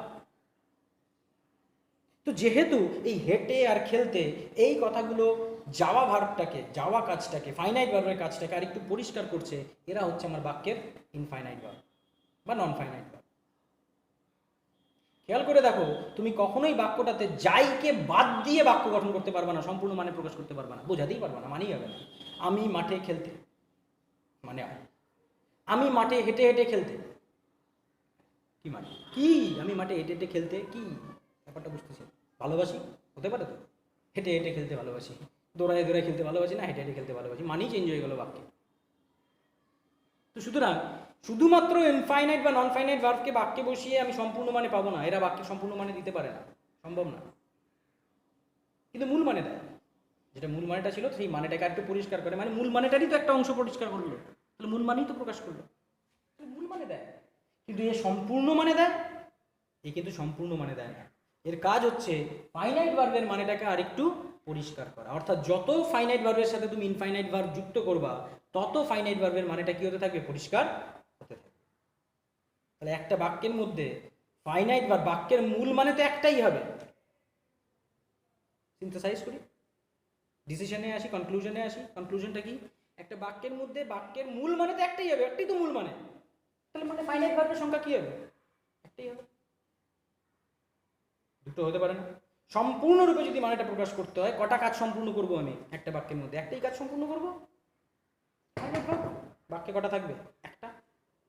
কিন্তু আমি যত বেশি ইনফাইনাইটকে এর সঙ্গে যুক্ত করব, তত বেশি মানেটা আরেকটু কি হতে থাকবে? পরিষ্কার হতে থাকবে। অর্থাৎ একটা ইনফাইনাইট বা নন ফাইনাইট ভার্বের সংখ্যা আমরা ওরকম একটা, দুটো, তিনটা, চারটা, 10টা বলে চিহ্নিত করতে পারি না, যে কারণে বলা হয় অসংখ্য ইনফাইনাইট ভার্বকে একটা বাক্যের মধ্যে ব্যবহার করা যেতে পারে। একটা বাক্যের মধ্যে ফাইনাইট ভার্বের সংখ্যা সীমিত, that is only one. Finite verb only one. কিন্তু একটা বাক্যের মধ্যে নন ফাইনাইট বা ইনফাইনাইট ভার্বের সংখ্যা it can be many. Uncountable বলছি না, কারণ একটা লিমিটেড সংখ্যা পর্যন্তই আমি অ্যাড করতে পারবো একই ভার্বের জন্য, মানে প্রচুর তো দেওয়া যায় না। হ্যাঁ, তবে একের বেশি, দুইয়ের বেশি, তিনের বেশি করাই যায়, মানে সেই কারণে বলা হচ্ছে ইট ক্যান বি মেনি, অনেক যুক্ত হতে পারে, একের বেশি যুক্ত হতে পারে। কথাটা বোঝা গেছে? তাহলে আবার যে কথাটা ছিল আমি বাক্য তৈরি করার জন্য আর কিছু লাগুক যে না লাগুক ভার্বকে লাগবেই, সেই কথাটা সম্পূর্ণ সঠিক ছিল না, কেননা অক্সিলারি ভার্ব একা একা বসে বাক্য গঠন করা যায় না। তাহলে কথাটা সঠিক হলো বাক্য তৈরি করার জন্য মেইন ভার্বকে লাগবে, এটা থাকতেই হবে। এখন দেখতেছি মেইন ভার্বের মধ্যে ফাইনাইট আর ইনফাইনাইটের দুটো ভাগ থাকায় ফাইনাইট ভার্ব দিয়ে বাক্য গঠন করা যায়, এটা কোনো প্রবলেম নেই, ও একা বসে বাক্য গঠন করবে। কিন্তু ইনফাইনাইট ভার্ব একা বসে বাক্য গঠন করতে পারে না। তো সুতরাং ইনফাইনাইট ভার্ব দিয়ে তো আমি কখনোই বাক্য গঠন করতে পারবো না, তাহলে মেইন ভার্ব লাগবে, এটাও সম্পূর্ণ কি হচ্ছে না? সঠিক কথা হচ্ছে না। তাহলে সম্পূর্ণ সঠিক কথাটা কি দাঁড়ালো? এখনকার বেসিসে সম্পূর্ণ সঠিক কথাটা দাঁড়ালো, একটা বাক্য তৈরি করার জন্য বাক্যে আর কিছু থাকুক চাই না থাকুক, কাকে থাকতেই হবে? ফাইনাইট ভার্বকে থাকতে হবে। আশা করি আমার কথাটাকে বুঝতে খুব একটা অসুবিধা হবে না। যদি অসুবিধা হয় আবার কমেন্টস করো। বারবার বলছি একটাই কথা, কারণ এই পার্টটা আমার সবচেয়ে বেশি ইম্পর্টেন্ট, বাক্য গঠন করা, সেই জন্যই কমেন্টস করার কথা বলছি। অসুবিধা থেকে থাকে আর বুঝে থাকলে পরে তো মোস্ট ওয়েলকাম, ভেরি গুড, আমার কাজ কমে গেল। তাহলে ফাইনাইট ভার্ব পেলাম, ইনফাইনাইট ভার্ব পেলাম। এবার দেখছি ফাইনাইট ভার্বের আবার দুটো ভাগ আছে। বাহ, ভাগের পর ভাগ। ফাইনাইট ভার্বকে আবার দেখতে পাচ্ছি দুটো ভাগে ভাগ করা হয়েছে, একটার নাম হচ্ছে ট্রানজিটিভ, আরেকটার নাম হচ্ছে ইনট্রানজিটিভ। এর মানে কি? গ্রামার বইগুলোতে প্রায়শই লিখে দেওয়া থাকে খুব সহজ সরলভাবে, আমি তাদের কোনো সময় ছোট করছি না, ওনাদের বোঝানোর জায়গাটা কম থাকে, সামনাসামনি এরকম ফেস টু ফেস কথা বলাটা বা এই অনলাইনে থ্রু মোবাইল ইন্টারনেট কথা বলাটা যেহেতু সুযোগ আছে, বইয়ের মধ্যে অত পরিষ্কার করে বোঝানো কঠিন, ভয়ঙ্কর কঠিন। তো যে কারণে বইগুলোর মধ্যে লিখে দেওয়া থাকে ট্রানজিটিভ ভার্ব হচ্ছে সেই সমস্ত ভার্ব আমরা ছোটবেলায় পড়ে এসেছি যারা অবজেক্ট নেয়, ইনট্রান্সিটিভ ভার্ব হচ্ছে সেই সমস্ত ভার্ব যারা অবজেক্ট নেয় না। এবার এই অবজেক্ট নেওয়া না নেওয়া এই জিনিসটা অর্ধেক স্টুডেন্ট বুঝে উঠতে পারে না। এটার মানেটা কি, যেরকম মূল মানে, তার মানেটা কোনটাকে বোঝাবো, কোনটাকে আমি বলবো মূল মানে, সেটা কি জিনিস, সেটাকে না বোঝার কারণে আমাদের অনেক সময় কনফিউশন থেকে যায়। ঠিক একই রকমভাবে অবজেক্ট নেওয়া আর না নেওয়ার মধ্যেও না বুঝতে পারার কারণে আমাদের অসুবিধা থেকে যায়। সেই কারণে আমরা একটা উদাহরণ নিয়ে কাজ করি। অবজেক্ট নেওয়া বলতে কি বোঝায়?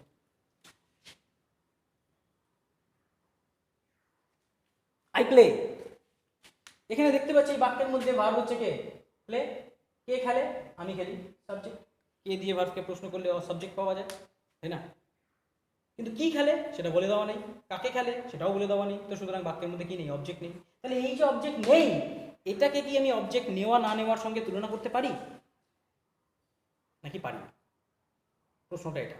অর্থাৎ এখানে যে ভার্বটা বসে আছে I play cricket, I play, এই বাক্যটাতে এই প্লে শব্দটা কি ট্রানজিটিভ নাকি ইনট্রানজিটিভ?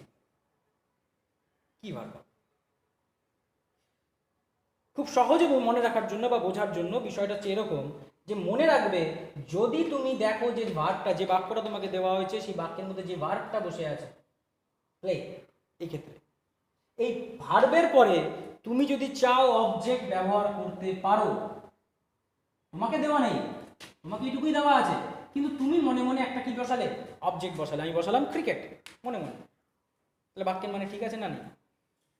হ্যাঁ, আমি ক্রিকেট খেলি। এবং দেখো আই প্লে কথাটার মানের সঙ্গে আই প্লে ক্রিকেটের মানেটা চেঞ্জ হয়েছে না হয়নি? মানে আই প্লে কথাটার মানে কি, আমি খেলি, এটুকু। আর আই প্লে ক্রিকেট মানে কি, আমি ক্রিকেট খেলি। মানে পাল্টেছে না পাল্টায়নি? অবশ্যই পাল্টেছে। একটাতে শুধুমাত্র বলছে আমি খেলি, আরেকটাতে বলছে আমি ক্রিকেট খেলি, দুটো আলাদা মানে না। একটাতে কি খেলার কথা বলা হয়েছে জানি না, আমি ফুটবলও খেলে থাকতে পারি, আমি ব্যাডমিন্টনও খেলে থাকতে পারি, বা আমি অন্য কোনো কাবাডিও খেলতে পারি, কিন্তু আরেকটাতে স্পেসিফিক্যালি বলে দিয়েছে কি আমি ক্রিকেট খেলি, মানে চেঞ্জ হয়েছে। অর্থাৎ অবজেক্টটা বসানোর সাথে সাথে বাক্যের মানে কি হয়ে যায়, চেঞ্জ হয়ে যায়। অর্থাৎ ভার্বের মানেটাও কি হয়ে গেছে, চেঞ্জ হয়ে গেছে। হয়েছে না হয়নি? টোটাল সেন্টেন্সের মানে চেঞ্জ হয়ে যাওয়া মানে ভার্বের মানে কিছুটা হলেও চেঞ্জ হওয়া। এরপরে তুমি দেখবে এই যে অবজেক্টটা বসালাম, এই অবজেক্ট বাদে অন্য কোনো অবজেক্ট যদি বসায়, তাহলে পরেও কি বাক্যের মানে পাল্টে যায়? দেখো, হ্যাঁ, আগেরটা ছিল আমি ক্রিকেট খেলি, এবার পাল্টে হয়েছে কি আমি ফুটবল খেলি, মানে চেঞ্জ হয়ে গেছে। তো যেহেতু এই ভার্বগুলোর পেছনে অবজেক্ট বসালে পরে বাক্যের মানে পাল্টে যায়, অবজেক্ট বসানোর সাথে সাথে বাক্যের মানে পাল্টাবে, আর অবজেক্ট পাল্টাতে থাকার সাথে সাথে বাক্যের মানেও কি হতে থাকবে, পাল্টাতে থাকবে। সেই কারণে এই ভার্বটাকে ট্রান্সিটিভ ভার্ব বলা হয়। কেন? কারণ এই ভার্বটার মানেটা কিছুটা হলেও অবজেক্টের উপরে কি করে আছে, ডিপেন্ড করে আছে। আর এই যে ঘটনাটা, এটাকেই বলা হচ্ছে ট্রান্সিটিভ ভার্ব অবজেক্ট নেয়। মানে অবজেক্ট বসানোর সাথে সাথে মানেটা কি হয়ে যাবে, চেঞ্জ হয়ে যাবে। অবজেক্ট চেঞ্জ করার সাথে সাথে মানে কি হয়ে যাবে, চেঞ্জ করে যাবে। এই যে ঘটনাটা, এই ঘটনাটাকে গ্রামারিয়ানরা বলছেন অবজেক্ট নেয়। তাহলে অবজেক্ট থাকা আর না থাকাটা ফ্যাক্টর না, বাক্যের মধ্যে নাও থাকতে পারে অবজেক্ট, কিন্তু যদি আই প্লেও বলা থাকে তা সত্ত্বেও প্লে ভার্বটা কি, অবজেক্ট নেই বাক্যের মধ্যে, এখানেই বাক্যটা কি হয়ে গেছে, শেষ হয়ে গেছে, এখানে ফুল স্টপ, অবজেক্ট নেই বাক্যের মধ্যে। কিন্তু তা সত্ত্বেও এই বাক্যের মধ্যে অবজেক্ট ছাড়া বাক্যের মধ্যেও এই প্লে ভার্বটা কি, ট্রান্সিটিভ ভার্ব। কেননা এই প্লে ভার্বের পরে তুমি অবজেক্ট বসলে পারে বাক্যের মানে পাল্টে যাবে। অর্থাৎ এই ভার্বটা নিজের মানেটাকে সম্পূর্ণ করার জন্য কিছুটা হলে পরেও অবজেক্টের উপরে কি থেকে যাচ্ছে, নির্ভরশীল থেকে যাচ্ছে। কিন্তু যদি আমি উদাহরণ নিই আই ড্রিম, খুব কমন একটা উদাহরণ। এই যে ড্রিম, আই ড্রিম কথাটা, এই কথাটার বাংলা মানে কি, আমি স্বপ্ন দেখি। আর যদি আমি এর পেছনে অবজেক্ট, যদি বাক্যটা এখানে শেষ হয়ে যায় তাহলে এর পেছনে অবজেক্ট নেই। কিন্তু যদি আমি অবজেক্ট বসাতে চাই, তুমি হাজার চেষ্টা করে দেখো, এই শব্দটার পেছনে যদি জবরদস্তি চাও তাহলেই একটা অবজেক্ট বসাতে পারো, আর কোনো অবজেক্টকে তুমি বসাতেও পারবে না। আমি স্বপ্ন দেখি, আই ড্রিম মানে কি, আমি স্বপ্ন দেখি, জোর জবরদস্তি আমি একটা অবজেক্ট বসালাম, এই ড্রিম। তো স্বপ্ন দেখার সময় কি দেখি, অবজেক্ট, অবজেক্ট কি, স্বপ্নই তো দেখি। তো জবরদস্তি এর পেছনে অবজেক্ট লাগে না, সম্পূর্ণ ক্লিয়ার, আমি স্বপ্ন দেখি, বুঝে গেছি যে আমি কোন জিনিসটা দেখছিলাম, নাকি না? কিন্তু জোর জবরদস্তি যদি চাও তাহলে তুমি একটা অবজেক্ট বসাতে পারো, কি অবজেক্ট, আর ড্রিম। স্বপ্ন দেখার সময় তুমি অন্য কোনো কিছু দেখতে পারবে না, স্বপ্ন দেখার সময় স্বপ্নই দেখবে। তো সেই সমস্ত বাক্যের ক্ষেত্রে যেখানে নাকি অবজেক্ট বসানোই যায় না, কিন্তু জবরদস্তি অবজেক্ট বসানো সত্ত্বেও বাক্যের মানের কিন্তু কোনো পরিবর্তন হয় না। আই ড্রিম এ ড্রিম কথাটারও মানে আমি স্বপ্ন দেখি। আই ড্রিম, আমি একটা স্বপ্ন দেখি। আই ড্রিম এ ড্রিম, আমি একটা স্বপ্ন দেখি। দুটো ক্ষেত্রেই অবজেক্ট থাকুক চাই না থাকুক, বাক্যের মানের কোনো পরিবর্তন নেই। তার মানে এই যে ভার্বটা, ড্রিম ভার্বটা, কোনো মতেই এই অবজেক্টের ওপরে বাক্যটার মানে প্রকাশ করার জন্য কোনো মতেই নির্ভরশীল থাকছে না, কারণ অবজেক্ট থাকলেই কি আর না থাকলেই। কিন্তু এই ভার্বটা এই অবজেক্টটার উপর নির্ভরশীল, কারণ অবজেক্ট আনার সাথে সাথে বাক্যের মানে কি হয়ে গেছে, চেঞ্জ হয়ে গেছে। যেহেতু এই ভার্বটা অবজেক্টের উপরে নির্ভরশীল মানের জন্য, সেই জন্য এটা ট্রানজিটিভ, অর্থাৎ এটা অবজেক্ট নেয়। আর এই জাতীয় ভার্ব যেহেতু এরা কোনো অবজেক্ট নেয় না, মানে অবজেক্টের উপর নির্ভরশীল নয় মানে প্রকাশ করার জন্য, সেই জন্য এরা কি ইনট্রানজিটিভ। আশা করি বিষয়টা এই ক্ষেত্রেও বোঝা গেছে। তো খেয়াল করে দেখো, আমরা শুধুমাত্র নামগুলো নিয়ে আলোচনা করছি না, আমরা স্পেসিফিক্যালি একটা বাক্যের মধ্যে কোনটা কোন জাতীয় ভার্ব হওয়া উচিত সেটাকে খুঁজে বের করার কথা বলছি। তাহলে তোমাদের কাজ এটাকে খালি মুখস্থ করা না, এই ভার্বগুলোকে ভালো মতন করে কি করতে থাকা, খুঁজে খুঁজে বের করতে থাকা। যেহেতু আমাদের ফাইনাইট ভার্বের আলোচনা কমপ্লিট শেষ হচ্ছে এখানে, এরপরে আর কোনো কি পাচ্ছি না, কোনো ডিভিশন পাচ্ছি না। এবং এই ট্রানজিটিভ ভার্ব বলো চাই ইনট্রানজিটিভ ভার্ব বলো, এরা শুধুমাত্র অবজেক্ট নেওয়া না নেওয়ার মধ্যেই এদের পার্থক্যটা সীমাবদ্ধ। তো সুতরাং এক্ষেত্রে আর ট্রানজিটিভ ভার্ব দিয়ে বাক্য গঠন করা যাবে, ইনট্রানজিটিভ ভার্ব দিয়ে বাক্য গঠন করা যাবে না তা কিন্তু নয়, তাই না? ট্রানজিটিভ ভার্ব শুধুমাত্র ব্যবহার করেও বাক্য গঠন করা যাবে, ইনট্রানজিটিভ ভার্ব একা একা বসেও বাক্য গঠন করতে পারে। তার মানে এরা দুজনেই বাক্য গঠন করতে পারে। তাহলে আমরা যে চেঞ্জ করতে করতে আসছিলাম, যে বাক্য তৈরি করার জন্য ভার্ব লাগবেই, চেঞ্জ করলাম, বাক্য তৈরি করার জন্য মেইন ভার্ব লাগবেই, তারপরে আবার চেঞ্জ করে বললাম বাক্য তৈরি করার জন্য ফাইনাইট ভার্ব লাগবেই। এরপরে আর কিছু কি করার দরকার নেই, চেঞ্জ করার দরকার নেই, কারণ এর দুটো ভাগই কাজটা করতে পারে। তাহলে আমাদের ফাইনাল যে সেন্টেন্সটি এসে দাঁড়ালো সেটা হচ্ছে একটা বাক্য তৈরি করার জন্য আর কোনো কিছু লাগুক চাই না লাগুক, ফাইনাইট ভার্বকে লাগবে। তাহলে এই যে আলোচনাটা আমরা করলাম সেটা ফাইনাইট ভার্বের আলোচনা, এবং এই ফাইনাইট ভার্বের আলোচনা অলরেডি আমরা কমপ্লিট করছি। পড়ে থাকলো কি ইনফাইনাইট বা নন ফাইনাইট ভার্ব। আমি আজকে ভার্বের চ্যাপ্টারটাকে কমপ্লিট করে রাখবো, পরের চ্যাপ্টারে আমরা তাদের ব্যবহার, কয়েকটা জিনিসের ব্যবহার, এই যে ইনফাইনাইট ভার্বের যে ব্যবহার, এটাকে নিয়ে একটু আলোচনা করব কোনো একটা ভিডিওতে, এবং সেটা যখন করব তখন সেটাকে নিয়ে ডিটেইল আলোচনাটা সে তার মধ্যেই থাকবে। আমি শুধুমাত্র এদের টার্মগুলোকে আলোচনা করে। টার্মগুলো কি, নন ফাইনাইট বা ইনফাইনাইট ভার্বকে আবার তিনটা ভাগে ভাগ করা হয়েছে। একটা হচ্ছে জিরান্ড, আরেকটা হচ্ছে পার্টিসিপল, আরেকটা হচ্ছে ইনফিনিটিভ। একটা জিরান্ড, একটা পার্টিসিপল, আরেকটা ইনফিনিটিভ। এই যে তিনটা ভাগ, এই তিনটা ভাগের মধ্যে প্রথম ভাগ জিরান্ড, তার নিচে লেখা আছে ভার্ব প্লাস আইএনজি, মানে আকৃতিটা বলে দেওয়া হচ্ছে, এবং সেটা বাক্যের মধ্যে যখন ব্যবহৃত হবে সেটা কার মতন আচরণ করবে, নাউনের মতো আচরণ করবে। করলে পরেই সেটাকে আমি কি বলবো, জিরান্ড। পার্টিসিপল, তার নিচে লেখা আছে ভার্ব প্লাস আইএনজি, যদিও শুধুমাত্র ভার্ব প্লাস আইএনজি পার্টিসিপলের রূপ তা নয়, আমরা এখানে একটা বিশেষ কারণের জন্য আমরা ভার্ব প্লাস আইএনজি কথাটাকে ব্যবহার করেছি। সেটা কয়েকদিনের মধ্যেই যখন আমরা ব্যবহারটা নিয়ে কথা বলবো তখনই তোমরা বুঝতে পারবে কেন আমি এখানে ভার্ব প্লাস আইএনজির কথা বলছি। এই ক্ষেত্রেও ভার্ব প্লাস আইএনজি মানে এটার মতনই আকৃতি, কিন্তু এটা ব্যবহার করতো নাউনের মতো, পার্টিসিপল ব্যবহার করবে অ্যাডজেক্টিভের মতো। কোথায়, বাক্যের মধ্যে।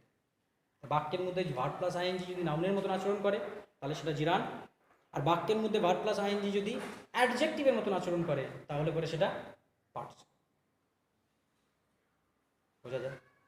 আশা করি বোঝা যায়। লাস্ট যে ফর্মটা সেটা হচ্ছে ইনফিনিটিভ,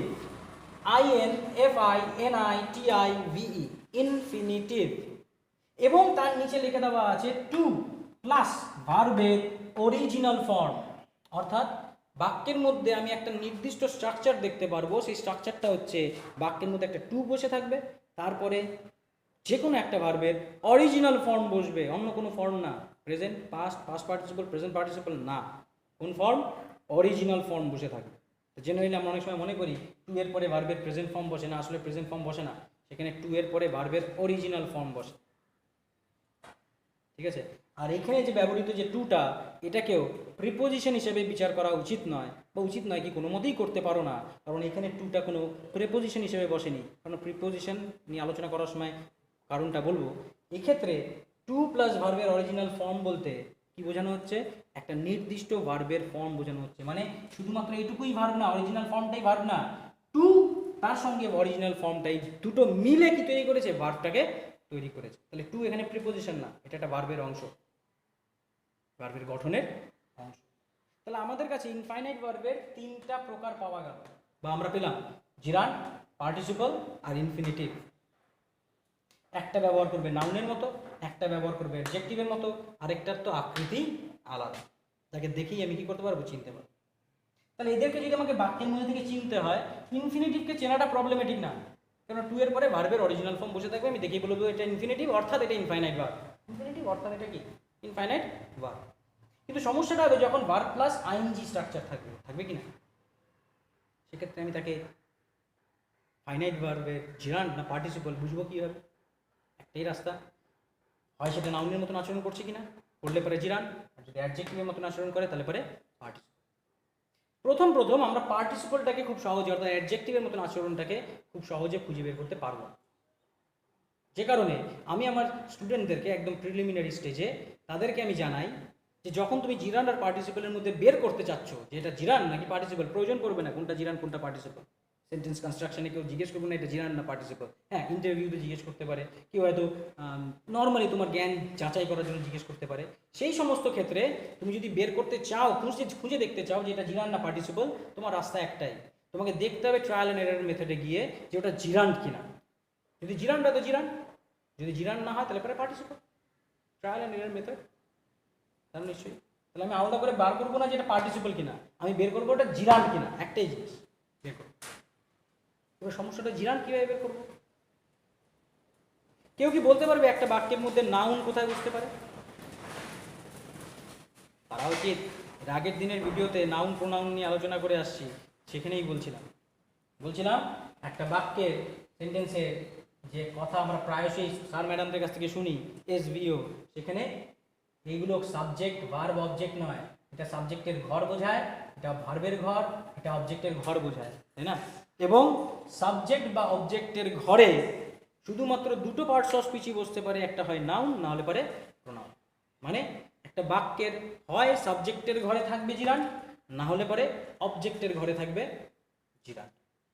এই দুটো ঘর ছাড়া জিরান্ডের বসার জায়গা নেই। কেন? কারণ ওটার আচরণটা কার মতন, নাউনের মতন। আর নাউনের মতন আচরণ মানে এই বাক্যের মধ্যে হয় সে সাবজেক্টের ঘরে বসবে, নাহলে পরে অবজেক্টের ঘরে বসবে। Very simple. আর বাক্যের থেকে অবজেক্ট বা সাবজেক্টকে খুঁজে বের করার পদ্ধতি আমরা সবাই জানি, বাক্যে অবস্থিত যে ভার্বটা আছে সেই ভার্বটাকে কে দিয়ে প্রশ্ন করো, সাবজেক্ট পেয়ে যাবে। কি দিয়ে প্রশ্ন করো, অবজেক্ট পেয়ে যাবে। কাকে দিয়ে প্রশ্ন করো, অবজেক্ট পেয়ে যাবে। অর্থাৎ সাবজেক্ট বের করার জন্য একটা প্রশ্ন, কে, প্রশ্নটা করবো কাকে, ভার্বকে। আর অবজেক্ট বের করার জন্য দুটো প্রশ্ন, একটা কি আর একটা কি, কাকে। কিন্তু প্রশ্নটা করবো কাকে, ভার্ব। আমি ভাত খাচ্ছি, প্রশ্ন করো কে খাচ্ছি, আমি, সাবজেক্ট। কি খাচ্ছি, ভাত, অবজেক্ট। কাকে খাচ্ছি, মানুষকে খাওয়ার কথা বলা নেই। কাকে দিয়ে প্রশ্ন করলে মানুষকে উত্তর হিসেবে খোঁজা হয়, আর কি দিয়ে প্রশ্ন করলে পরে জড় বস্তুকে উত্তর হিসেবে বা নিম্ন শ্রেণীর প্রাণীকে উত্তর হিসেবে খোঁজা হয়।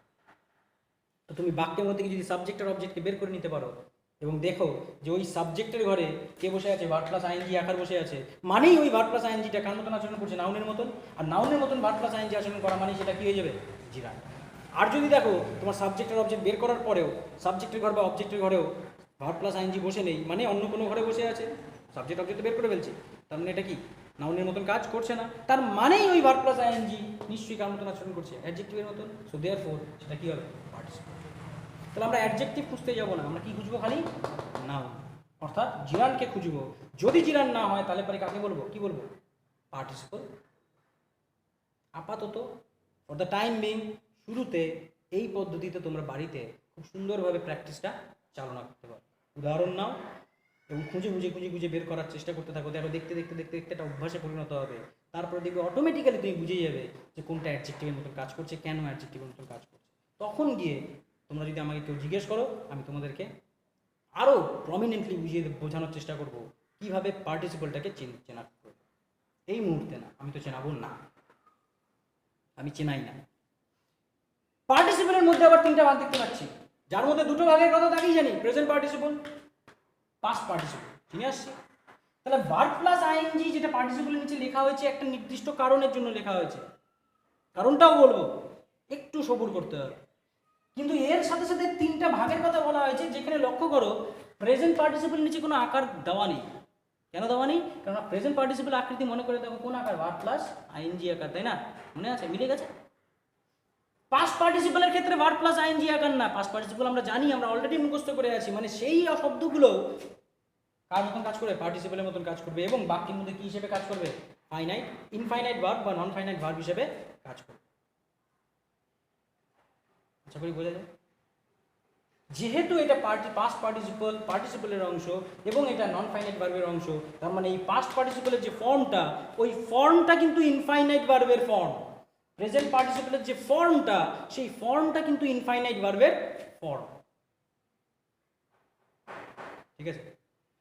তোমাদের হয়তো এখন মনে হচ্ছে তাহলে স্যার এই যে বাক্যটা,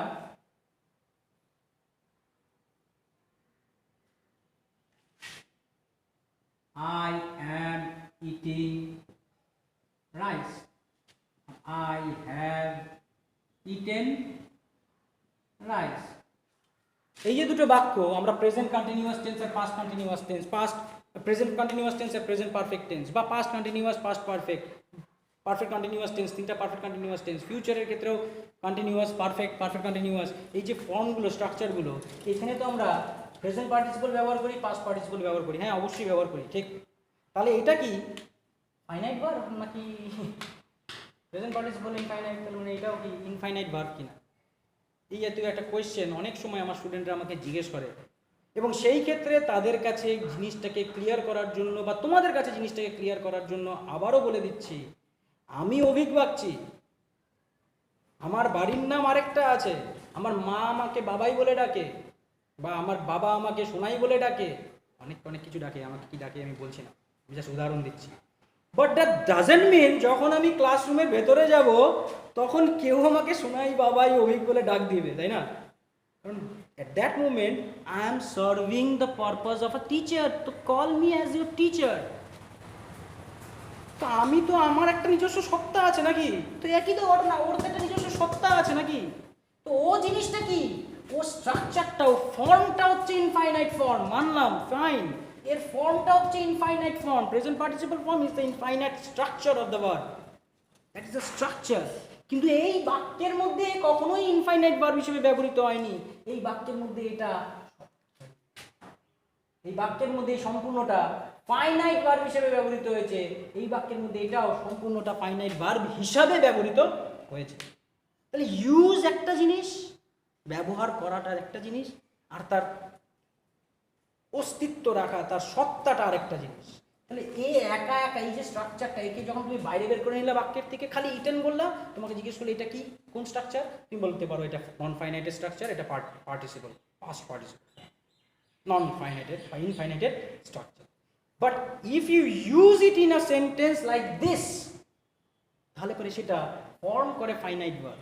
আবার এমনও কিছু উদাহরণ আছে যেখানে বাক্যের মধ্যে ওই পাস্ট পার্টিসিপল ফর্মটাকেই ব্যবহার করা হয়েছে, এবং ওই পাস্ট পার্টিসিপল ফর্মটা ইনফাইনাইট বা নন ফাইনাইট হিসাবেও কি হতে পারে? ব্যবহৃত হতে পারে। উদাহরণস্বরূপ, I have thrown the eaten, I have thrown the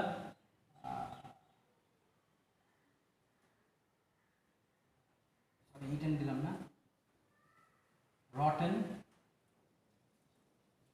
mango, I have thrown the rotten mango, এটা লিখলাম, দেখা যাচ্ছে কিনা আমি জানি না। এই বাক্যটাতে হ্যাভ থ্রোন, এখানেও আমি পাস্ট পার্টিসিপল ব্যবহার করেছি, বাট এই বাক্যটাতে এটা হচ্ছে আমার কি ফাইনাইট ভার্ব তৈরি করেছে। আবার রট ভার্বের পাস্ট পার্টিসিপল তৈরি করেছি, ব্যবহার করেছি, এই বাক্যের মধ্যে এটা ইনফাইনাইট বা নন ফাইনাইট ভার্বকে ব্যবহার হিসাবে ব্যবহৃত হয়েছে। তাহলে বাক্যের মধ্যে দুটোই পাস্ট পার্টিসিপল, কিন্তু এখানে ব্যবহৃত হয়েছে ফাইনাইট ভার্ব হিসাবে, আর এখানে ব্যবহৃত হয়েছে ইনফাইনাইট বা নন ফাইনাইট হিসাবে। কেন? কারণ খেয়াল করে দেখো, আমটা কেমন ছিল? পচা ছিল। তাহলে আম হচ্ছে নাউন, নাউনকে কোয়ালিফাই করতেছে অর্থাৎ সেটা কার মতন কাজ করছে, অ্যাডজেক্টিভের মতো। তো সুতরাং ভার্বের পাস্ট পার্টিসিপল ফর্ম যেটা অ্যাডজেক্টিভের মতন কাজ করছে সেটাকে আমি অবশ্যই কার অন্তর্গত করব, পাস্ট পার্টিসিপলের। এবং পাস্ট পার্টিসিপল কোন ভার্বের অংশ, non finite. So therefore this form of the verb is used as the non-finite structure of the rot verb. কিন্তু থ্রো ভার্বের ক্ষেত্রে এই বাক্যে থ্রো ভার্বটাকে ফাইনাইট ভার্বের স্ট্রাকচার হিসেবে কি করা হয়েছে, ব্যবহার করা হয়েছে। তাহলে একই শব্দকে সে স্ট্রাকচার নন ফাইনাইটের হতে পারে, কিন্তু এর ব্যবহার কখনো কখনো বিভিন্নভাবে বিভিন্ন বাক্যে ফাইনাইট ভার্বেরও মতনও করা যেতে পারে। তাহলে এই দুটো স্ট্রাকচারকে আমরা অলরেডি পড়ে এসেছি, চিনে এসেছি, জেনে এসেছি, কিন্তু এদের ব্যবহার বিভিন্ন রকমের আছে। কোনটা কখন কিভাবে ব্যবহৃত হবে সেটা আশা করি আমি তোমাদেরকে বোঝাতে সক্ষম হয়েছি। তোমরা কিন্তু কারো কাজ করে উঠতে সক্ষম হও নাই এখনো পর্যন্ত। নিজেরা প্র্যাকটিস করে নিজেরা যখন স্যাঙ্গুইন হয়ে যাবে, ক্লিয়ার হয়ে যাবে, তখনই তুমি বুঝবে যে তুমি জিনিসটা বুঝতে পেরেছো। চলে আসছি লাস্ট পার্টে, যার নামটা হচ্ছে পারফেক্ট পার্টিসিপল। পারফেক্ট পার্টিসিপল নতুন একটা টার্ম। এই টার্মটাতে দুটো ভার্বের ফর্ম হয়, একটা হ্যাভ ভার্ব দিয়ে একটা বি ভার্ব। আর এই স্ট্রাকচারটাতে প্রেজেন্ট পার্টিসিপল আর পাস্ট পার্টিসিপল দুটো ফর্মকেই মার্জ করা হয়েছে। দেখো, হ্যাভ ভার্বের প্রেজেন্ট পার্টিসিপল প্লাস মেইন ভার্বের পাস্ট পার্টিসিপল। আমি শুধুমাত্র ভার্বের বলছি, তার মানে হ্যাভিং এর পরে যে কোনো একটা ভার্বের কি বসবে, পাস্ট পার্টিসিপল ফর্ম বসবে। তাহলেই ওটা কোন স্ট্রাকচার, পারফেক্ট পার্টিসিপল স্ট্রাকচার। বা বি ভার্বের প্রেজেন্ট পার্টিসিপল প্লাস তার সঙ্গে মেইন ভার্বের পাস্ট পার্টিসিপল। শুধুমাত্র ভার্বের বলার কারণ যে বি ভার্বের বিইং এর পরে যে কোনো ভার্বের একটা পাস্ট পার্টিসিপল ফর্ম বসতে পারি, সেটা কোন স্ট্রাকচার, পারফেক্ট পার্টিসিপলের স্ট্রাকচার। এই দুটো স্ট্রাকচারের আকারকে পারফেক্ট পার্টিসিপল হিসেবে ব্যবহার করা হয়, এবং সেই স্ট্রাকচার দুটোতে যে ভার্বের স্ট্রাকচার তৈরি হয় সেটাও কিন্তু নন ফাইনাইট হিসেবেই কি হয়, বিবেচিত হয়। সেটাকে আমি ফাইনাইট হিসেবে বিবেচনা করব না বা করি না। আর এই স্ট্রাকচারটাকে কখনোই ফাইনাইট ভার্বের স্ট্রাকচারে ব্যবহার করাও যায় না। শুধুমাত্র এই স্ট্রাকচার, যেমন শুধুমাত্র একে ফাইনাইট ভার্ব হিসেবে ব্যবহার করা যাবে না। যেমন শুধুমাত্র এই ব্যবহৃত হয়েছে, ইনফাইনাইট হয়ে গেছে। কিন্তু এই সঙ্গে আরেকটা যুক্ত হয়েছে, সঙ্গে সঙ্গে সেটা কি হতে পারে, চেঞ্জ হয়ে যেতে পারে। একই রকমভাবে এটাও শুধুমাত্র একে ফাইনাইট হিসেবে ব্যবহার করা যাবে না, এর সঙ্গে অন্য কোনো ভার্বের স্ট্রাকচার যোগ করে দাও, হতে পারে ফাইনাইট।